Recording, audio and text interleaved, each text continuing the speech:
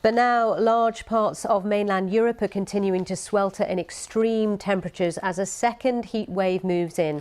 The United States is also experiencing near record highs with extreme heat warnings in place for more than 110 million people, while other countries are seeing torrential rains and floods. Joe Inwood reports.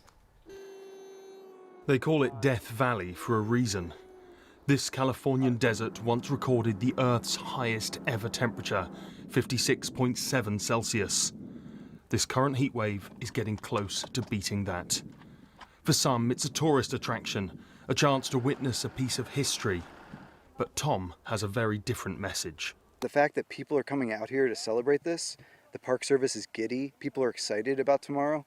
It's not a milestone. I'm calling it Happy Death Day because, okay, it's a milestone tomorrow, but then next year it's going to be another milestone. In 10 years, 20 years, it's going to be 140 here. What are we celebrating? Right across the US, heat records look set to be broken. Here in Phoenix, it's been above 43 Celsius for more than 17 days in a row. With no sign of things getting cooler, authorities are warning that children, pregnant women and the elderly are at serious risk. It's all being caused by extreme high pressure, resulting in something called a heat dome. And that is leading to other forms of extreme weather. New York has seen torrential rain, leading to this warning from the governor. This is possibly our new normal. This is the kind of weather that even what should normally be a beautiful beach-going Sunday in July can turn into a devastating catastrophe because of Mother Nature. And it's not just the US that is seeing extremes. Some parts of Japan saw more than 300 millimetres of rain in just 24 hours, while the capital, Tokyo, is seeing near record temperatures. Much of Europe is also feeling the heat for a second week. Italy is expected to see the temperature rise to 45 Celsius as hot air from Africa heads north. Authorities put out red weather alerts for 16 cities, including Rome. It's almost sickening. You know, you just get almost nauseous. So I am carrying a towel, and you just keep on wetting yourself, your hair, drinking a lot of water. In the Spanish island of La Palma, more than 4,000 people have now had to leave their homes as wildfires rage out of control. It's a similar picture back across the Atlantic. Canada has seen its most destructive burning season ever, with cities struggling to breathe. While down in California, wildfires are said to be out of control. There is now little doubt that man-made climate change is behind the chaos in our weather. And still, the world is getting warmer. Joe Inwood, BBC News. Live to Madrid now then to speak to Guy Hedgecoe. Good morning, Guy. So another very hot, difficult day ahead. Just give us the latest on La Palma, the forest fires there. What's happening? Well, the latest we heard is that the authorities are optimistic that they are bringing it under control. However, it has burned already around 4,500 hectares.